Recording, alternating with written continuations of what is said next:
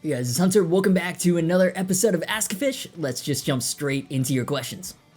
How about Steel Panther's new pedal? Yeah, what about it? No, I'm just kidding. Right, so last year, Satchel from Steel Panther released a distortion pedal with a super demonetizable name. I'll throw a picture of that up somewhere. I know, censorship, so not rock and roll. But you know what else isn't rock and roll? Spending hours on a video and then getting it demonetized. And then having the YouTube algorithm ignore your channel because they can't make any money off of you. But anyways, Glenn Fricker has a comprehensive series of videos that tells the full story.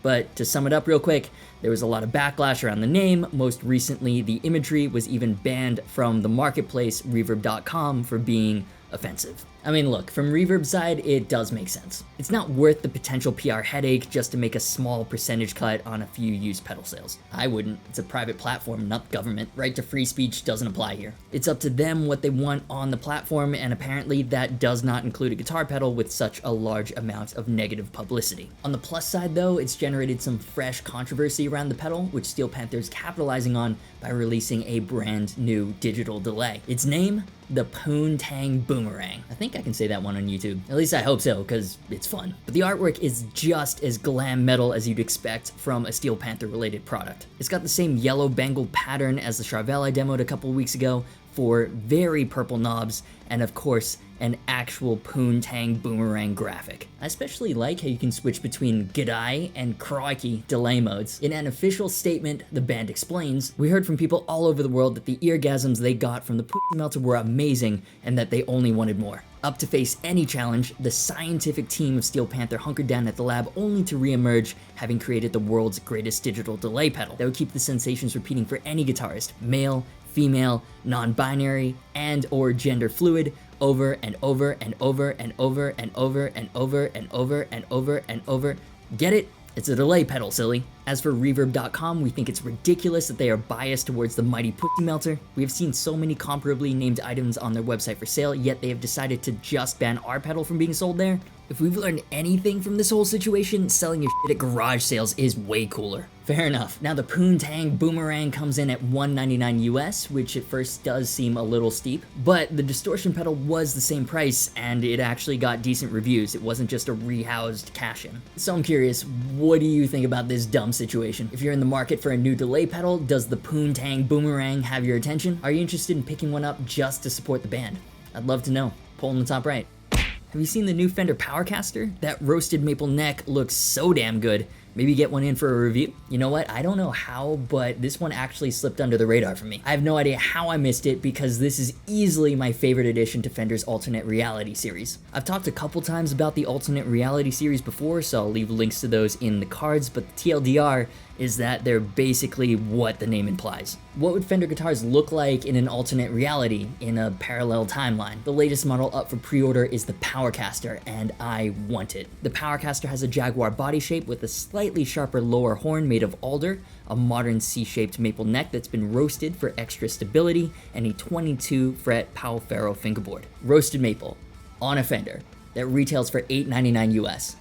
That's insane. Then it also has a couple of Gibson-esque features. For one, it has an adjust-o-matic bridge and stop bar tailpiece, and less obvious from the pictures is that it also has a relatively short, at least by Fender standards, 24 3/4 inch scale length. Then for pickups, we've got what Fender is calling their atomic humbucker in the bridge and a soap bar P90 style pickup in the neck. That pickup combo is so cool. It's something that I loved about the PRS SE Chris Robertson model, but while that was a limited edition that's now been discontinued, Fender is offering this as a more widely available standard production model. At launch, Fender's going with 3 finishes: white opal, 3-color sunburst, and my personal favorite Fender finish, surf green. I think they all look sick, but what about you? If I can get my hands on one, do you want to see a demo? And if so, in which color?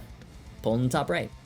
Forget the single cut, new 7-string Solars. Yeah, so if you haven't been constantly refreshing the Solar web store, like I may or may not have to see if that new single cut is up yet, you may have noticed that there are a lot of new models going up. Some of the most interesting, at least to me, are the new 7-string models, of which there are 3. First up is the A2.7C, which is your pointy Superstrat shape. At $699, this is classic Solar. Mahogany body with a carbon matte finish, maple neck with the C shape and a giant contour, and an ebony fingerboard with 24 super jumbo frets. The scale length is 25.5 inches, the fingerboard has a 15 3/4 inch radius, the Solar logo is on the 12th fret, while the pickups are Duncan Solars. There's even a left-handed version. So that's cool as like an affordable option, but the V and the E 1.7 FBBs look even more enticing. Again, these have mahogany bodies, maple necks, ebony fingerboards, Duncan Solar pickups, but the flame black burst matte finishes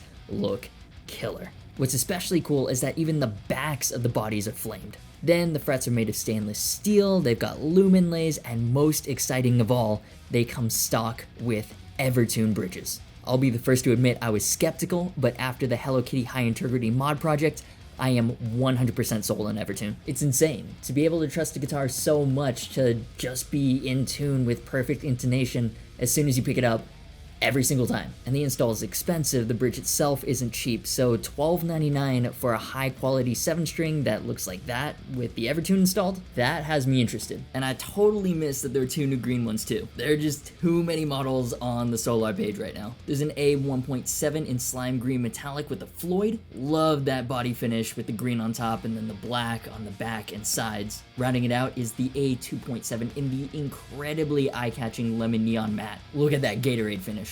Love it. Now, assuming the single cut doesn't come out for a while, are these some of the Solar guitars that you'd want to see on the channel? Yes? No? I mean, I think they're f***ing cool, but the reason that I ask is because I know 7s aren't everybody's thing, and Solar has plenty of 6-string options. Let me know in the comments and in the poll. Are you planning on making more series of videos besides Ask-a-Fish where there's a set theme to them? I mean, maybe. This year I've been really trying to appease the YouTube algorithm with 2 uploads a week. That's 1 gear demo and 1 episode of Ask-a-Fish. Every week. I failed last week with the High Integrity mod project because that was a 26-minute video, and the general rule of thumb is for every minute of final video, it's about an hour of editing time. So it doesn't really leave a whole bunch of time to work on much else if I want to get my core content out. That's why the Hello Kitty video took 8 months to put together. All that planning, shooting, and editing is just a complete pain in the butt, so I can't do too many of those too often. That being said, I don't want these videos to get stale. This channel has incredible engagement, and it's great to be able to talk to you guys so much. So let me ask you, what are your suggestions for more video series? I've tried launching other series before, like Greatest Riffs. I tried making condensed Spark Notes versions of a couple of my favorite albums, but those videos also took a long time to edit and didn't do so well. So yeah, I don't think I'm going to be continuing doing that. But if you've got a good idea for a video series that you want me to try out, I am completely open. I'd love to hear it. At the end of the day, this channel is for you guys, so leave your thoughts below. Does new gear inspire you to write differently, or is that mostly something guitarists say to justify more gear? Oh, different gear absolutely inspires me to write different things.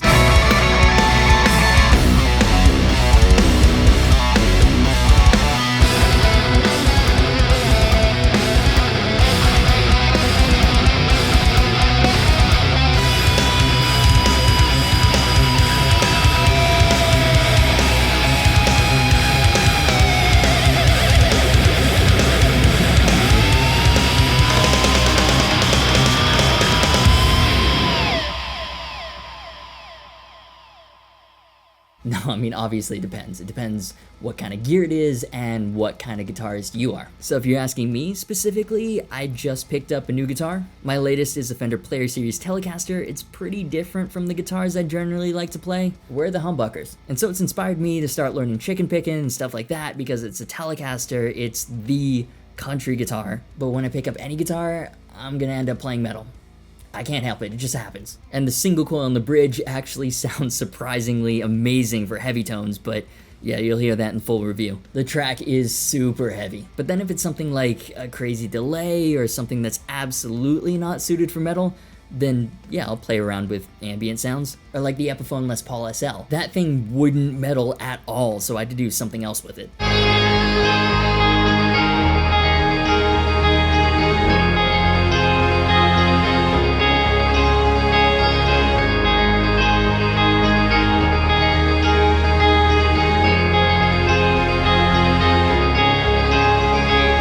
So it's not always going to make me write differently necessarily, but a new guitar always makes me want to play more guitar. So yeah, it absolutely depends on the guitarist and it depends on the gear. And even if a new guitar doesn't inspire you to play differently, I don't know why there's so much pressure to come up with a legit excuse to buy a new guitar. To paraphrase one of the great poets of this generation, you see it, you like it, you want it, you got it. I might cut that out. Can't believe I just said that. And before we get into the last question, shout out to Andrew Savage, great name by the way, and the rest of the awesome patrons that make this content possible. You guys are super awesome and I would not be able to sustain this without you, so thank you so much. If you like what I do and want to support me as well, Patreon link is in the description. You also get bonus perks, so yeah, check it out. Are you subbed to Pewdiepie? Do your part in the fight against T-Series? Absolutely. I've been subbed to Pewd since, I don't know, 70 million? Back when he was underground. As I'm recording this, the sub gap is less than 1,000, so he might have already lost. But yeah, if you somehow have no idea what this is about, Pewdiepie, the most subscribed to YouTuber, T-Series, a faceless corporation about to overtake him as the most subscribed to channel on YouTube. It's like the ultimate fight for the soul of the platform. Individual creators and organic community versus large professional production teams and lots of money. Yeah, if you're not already, this is your latest reminder to subscribe to Pewdiepie. Do it. Do it now. Do it right now. And that'll do it for this week's episode of Ask-A-Fish. Don't forget to drop a like if you enjoyed the video, leave your comments and questions down below, and don't forget to subscribe if you haven't already. Hit the bell for notifications, they sometimes work. Patreon and merch links to support the channel are down below. I'd really appreciate it if you check those out. As always, thanks so much for watching, you've been awesome, and I'll see you for the next video.